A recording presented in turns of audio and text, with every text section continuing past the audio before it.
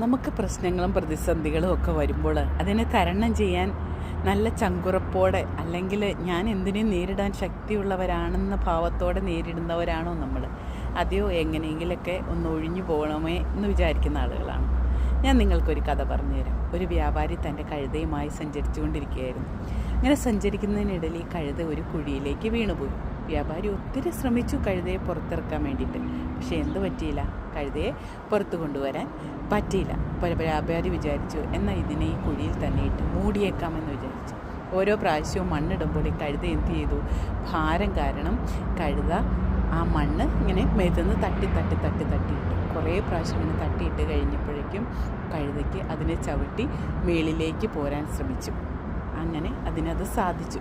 ഇങ്ങനെയാണ് നമ്മുടെ ഓരോ കാര്യങ്ങളും. നമുക്ക് പ്രശ്നങ്ങളും പ്രതിസന്ധികളും ഒക്കെ വരുമായിരിക്കും, പക്ഷേ അതിൽ നിന്നെല്ലാം കരകയറി പോരാനുള്ള ഒരു മാർഗവും നമ്മുടെ കയ്യിൽ തന്നെ ഉണ്ടാകും.